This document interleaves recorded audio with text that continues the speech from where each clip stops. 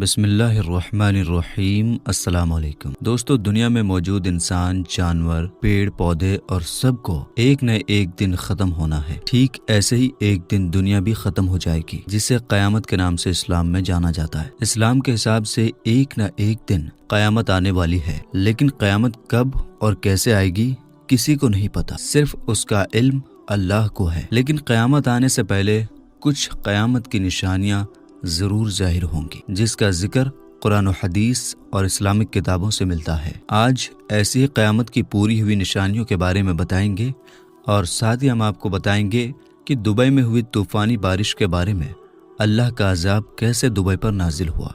तो दोस्तों, इस वक्त दुबई और अबू धाबी भयंकर अजाब की चपेट में आ चुके हैं।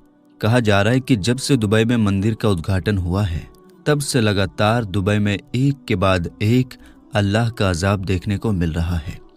लेकिन इस वक्त दुबई में अल्लाह का ऐसा अजाब नाजिल हुआ है कि जिसने वहाँ के पूरे सिस्टम को हिलाकर रख दिया है, यानी जिसने दुबई के पूरे सिस्टम को तहस नहस करके रख दिया है, जिसको देखकर दुबई में लोग ऊंची आवाज में कलमा तैयबा पढ़ते हुए नजर आ रहे हैं। दोस्तों, दुबई, शारजा, अबू धाबी समेत दुबई के कई जगहों पर तूफानी बारिश ने पिछले 90 साल का रिकॉर्ड तोड़ दिया है। 1 से 2 दिन पहले 5 साल की बारिश चंद घंटों में बरस गई, जिसकी वजह से जगह जगह पर सड़कें डूब गई हैं। और यही नहीं, शेख जायद की जो दुबई की सबसे खास और अहम रोड है, उसके भी कई हिस्से पानी में डूब गए हैं, जिससे इस रोड के कई हिस्से बंद करने पड़ गए थे। इसके अलावा दुनिया की सबसे ऊंची इमारत बुर्ज खलीफा के सामने भी ढेर सारा पानी जमा हो गया।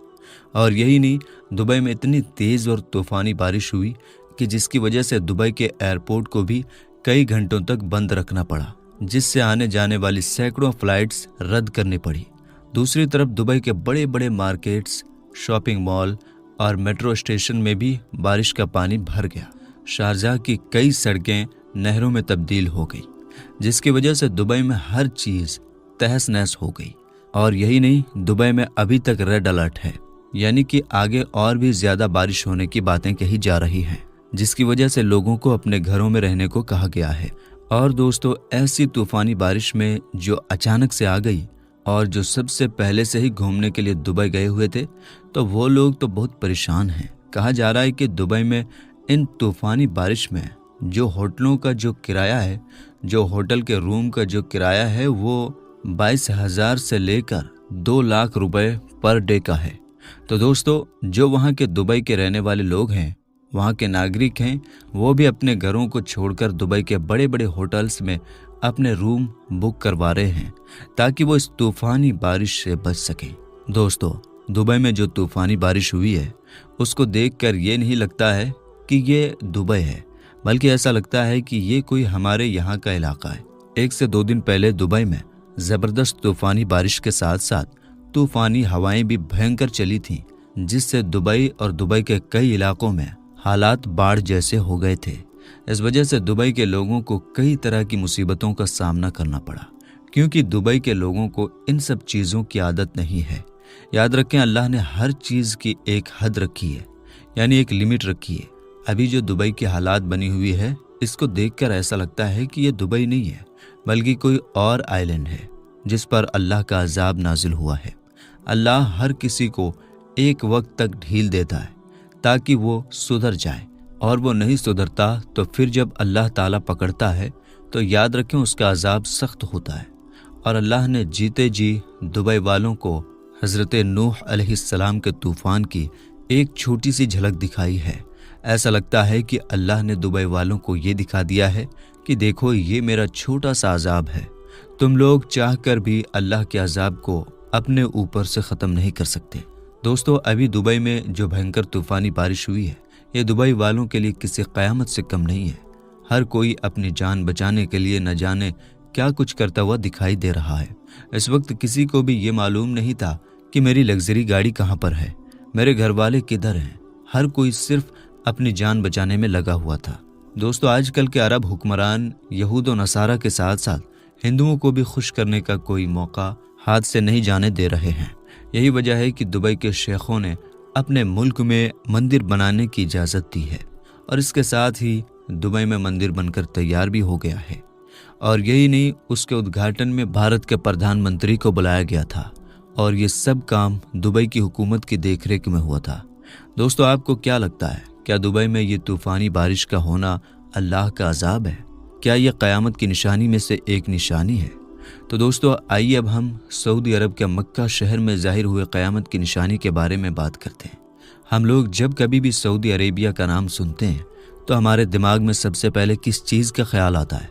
ज़ाहिर है मक्का और मदीना जैसे पाक शहरों का, और उसके बाद सिर्फ और सिर्फ रेगिस्तान का, क्योंकि सऊदी अरेबिया में रेगिस्तान के सिवा कुछ है ही नहीं। और इंटरेस्टिंग बात यह है कि सऊदी अरेबिया इस हालत में पिछले कुछ दशकों से या फिर पिछले कुछ सदियों से ही नहीं, बल्कि वो तो पिछले हजारों सालों से है। मगर दोस्तों, पिछले 1-2 हफ्ते से लगातार लगभग सभी सोशल मीडिया प्लेटफॉर्म्स पर सऊदी अरेबिया की कुछ ऐसी फुटेज वायरल हो रही हैं कि जो फुटेज न सिर्फ हद से ज़्यादा हैरान कर देने वाली हैं, बल्कि डरा देने वाली भी हैं। और यही वजह है कि जब से ये फुटेज दुनिया वालों की नज़र में आए हैं, तब से ही लगातार दुनिया के लगभग सभी लोग खूब बढ़ चढ़कर इन फुटेज के बारे में चर्चाएं कर रहे हैं। अपने मोबाइल की स्क्रीन पर नजर आने वाली इन तस्वीरों को देखिए। आप में से भी ज़्यादातर लोग शायद यही सोच रहे होंगे कि ये तस्वीरें हो ना हो यूरोप के किसी ठंडे देश की हैं। मगर आपको जानकर हैरानी होगी कि ये तस्वीरें यूरोप के किसी एक ठंडे देश की नहीं है कि जहाँ पर बर्फ़ पड़ती हो और जहाँ पर नदियाँ बहती हो, बल्कि ये तो उस सऊदी अरेबिया की तस्वीरें हैं कि जहाँ पर ना तो एक भी नदी मौजूद है और सिवाय रेगिस्तान के दूर दूर तक कुछ नज़र नहीं आता। मगर मेरे दोस्तों, सबसे बड़ा सवाल ये है कि आखिर ये दिमाग को हिला देने वाला काम अचानक से कैसे हुआ? तो मैं आपको बता दूं कि ये सब कुछ ग्लोबल वार्मिंग की वजह से हो रहा है। और ग्लोबल वार्मिंग का असर हम सभी जानते हैं कि सिर्फ सऊदी अरेबिया पर ही नहीं, बल्कि पूरी दुनिया पर देखा जा रहा है। पिछले कुछ सालों में ये देखा गया है कि लगातार दुनिया के ऐसे इलाके जो अपनी ठंड को लेकर जाने जाते थे और पूरी तरह से ठंडे हुआ करते थे, बर्फ से ढप जाया करते थे, अब वहाँ पर गर्म मौसम में इतनी ज़्यादा गर्मी पड़ रही है कि जितनी गर्मी जनरली सूखे और रेगिस्तानी इलाकों में पड़ा करती है। और इसके बिल्कुल उलट अब ये देखा गया है कि गर्म इलाकों में, यानी जहाँ पर नदियाँ नहीं हैं, बिल्कुल सूखा पड़ा है, वहाँ पर अचानक से और लगातार इतनी बारिश हो रही है कि उन बारिशों की वजह से पूरे के पूरे इलाके सैलाब में डूब गए हैं। और यही मामला बिल्कुल सऊदी अरेबिया के साथ भी देखा गया है। सऊदी अरेबिया में भी पिछले कुछ सालों में ये देखा गया है कि अचानक से वक्त वक्त पर ऐसी बारिश होती रही है कि जो कई दिनों तक लगातार जारी रहती है, जिसकी वजह से कभी कभी पूरे शहर तक सैलाब में डूब जाते हैं। इंटरेस्टिंग बात तो ये है कि सऊदी अरेबिया के इस तरह के जितने भी फुटेज और वीडियोज सोशल मीडिया पर वायरल हो रहे हैं, उनमें से कुछ तो ख़ास तौर से मक्का शहर यानी काबे के ही आसपास के हैं, जिसमें क्लियर बैकग्राउंड में उस टावर को भी देखा जा सकता है कि जो बिल्कुल मक्का के पास में मौजूद है। मगर दोस्तों, जैसा कि मैंने आपको शुरू में ही बताया कि ये सारे फुटेज और वीडियोज़ हैरान कर देने के साथ साथ डरा देने वाले भी हैं। तो अब सवाल ये है कि भाई, ये तो समझ में आता है कि ये हैरान कर देने वाले हैं, मगर आखिर ये डरा देने वाले कैसे हैं? तो इसलिए क्योंकि इसको सीधे तौर पर आखिरी पैगंबर यानी हज़रत मोहम्मद सल्लल्लाहु ताला अलैहि वसल्लम की उस हदीस के साथ जोड़कर देखा जा रहा है कि जिस हदीस में हुज़ूर पाक सल्लल्लाहु ताला अलैहि वसल्लम ने क़यामत की निशानियों को बताते हुए फरमाया था कि क़यामत उस वक्त तक कायम न होगी जब तक हमारी दुनिया में माल बेतहाशा न हो जाए। यहाँ तक कि एक इंसान अपने माल की ज़कात देने के लिए किसी इंसान को ढूंढेगा तो वो किसी ऐसे इंसान को ना पा सकेगा कि जो उसकी वो ज़कात ले सके। और अरब की वो ज़मीन कि जो खुश्क पहाड़ों और चटियल मैदानों के सिवा कुछ नहीं है, वो भी क़यामत से पहले हरियाली और नदियों में बदल जाएगी। याद रहे दोस्तों कि मैं ये हदीस आप लोगों को वर्ड बाय वर्ड नहीं बता रहा हूँ, बल्कि उसका एक्सप्लेनेशन बता रहा हूँ। इस हदीस से ये बात क्लियर पता चलती है कि क़यामत से पहले ज़रूर से ज़रूर सऊदी अरेबिया का खुश्क यानी सूखा और पूरा रेगिस्तानी इलाका हरी घास और नदियों में बदल जाएगा। अब आप लोग ज़रा इमेजिन कीजिए कि आज से 1400 साल पहले जब अल्लाह के पैगंबर यानी हज़रत मोहम्मद सल्लल्लाहु ताला अलैहि वसल्लम ने अपने फॉलोअर्स को क़यामत की निशानियां बताई होंगी, तो आखिर उन लोगों ने कैसा महसूस किया होगा। क्योंकि एक ऐसा ज़मीनी इलाका, एक ऐसा सूखा इलाका कि जहाँ पिछले हज़ारों सालों से सिवाय रेगिस्तान के कुछ नहीं था, वहाँ के बारे में अगर कोई अचानक से ये कहे कि आने वाले दौर में यानी फ्यूचर में ये पूरा इलाका सूखे रेगिस्तान से हरा भरा और नदियों से भर जाएगा, तो जाहिर है हैरान होना एक वाजिब बात है। मगर वो बात सच साबित हुई और आज के दौर में हम लोग खुद अपनी आंखों से मौसम के बदलाव की वजह से सऊदी अरेबिया में ये सब कुछ होता हुआ देख सकते हैं। मगर अब सवाल ये भी होगा कि हरियाली तक तो ठीक है, क्योंकि वो तो हम लोग खुद अपनी आंखों से भी देख रहे हैं, मगर अब ये सऊदी अरेबिया में नदियां कहाँ से आएंगी? क्योंकि ये तो जाहिर सी बात है कि अभी तक भी सऊदी अरेबिया में एक भी नदी मौजूद नहीं है। तो इसका जवाब ये है कि जिस तरह से कुदरती तौर पर मौसम के बदलाव की वजह से हम लोग सऊदी अरेबिया में हरी घास देख सकते हैं, तो इसी तरह से बहुत जल्द ही अब मौसम के बदलाव की वजह से हो सकता है कुदरती तौर पर सऊदी अरेबिया में कोई नदी तैयार हो जाए। और अगर ऐसा नहीं भी होता है तो वैसे भी बहुत ही जल्द ही हम सऊदी अरेबिया के अंदर बहुत सारे आर्टिफिशियल नदियां देखने वाले हैं।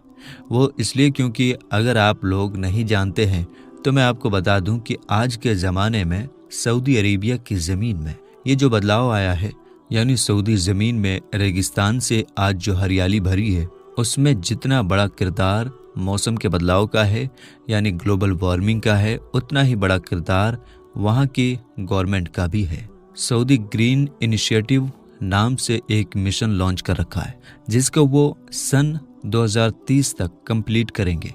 इस मिशन का मकसद ये है कि सऊदी अरेबिया की वो सूखी ज़मीन कि जो रेगिस्तान के सिवा कुछ नहीं है, उसको सन 2030 तक हरा भरा और बिल्कुल खेतों जैसा बनाना है। यानी ऐसी ज़मीन बना देना है कि जैसे यूरोप में नज़र आती है। इसके अलावा इस मिशन के तहत 50 बिलियन के करीब पेड़ पूरे अरब के इलाके में लगाए जाएंगे, जिसमें से 10 बिलियन के करीब तो सिर्फ और सिर्फ सऊदी अरेबिया में ही लगाए जाएंगे। अब जाहिर है जब इतने ज़्यादा पेड़ लगाए जाएंगे और इतने बड़े हरियाली के मिशन पर काम किया जाएगा, तो इसके लिए बहुत सारी छोटी छोटी आर्टिफिशियल नहरें भी बनाई जाएंगी, जो आगे जाकर आपस में मिलकर वक्त के साथ एक बड़ी नदी का रूप भी ले सकती हैं। फिलहाल दोस्तों, सऊदी अरेबिया से आए हुए इन फुटेज और वीडियोस के बारे में आप लोगों का क्या मानना है? आप लोग इस बारे में क्या सोचते हैं? इस बात को कमेंट बॉक्स में ज़रूर बताएं। हम आप सबका कमेंट पढ़ने की पूरी कोशिश करते हैं। तो आप लोग वीडियो को ज़रूर लाइक करें और शेयर करें अपने दोस्तों में। आज की इस वीडियो में बस इतना ही। हम मिलते हैं आपसे फिर एक नई वीडियो के साथ। तब तक के लिए अस्सलाम वालेकुम, अल्लाह हाफिज़।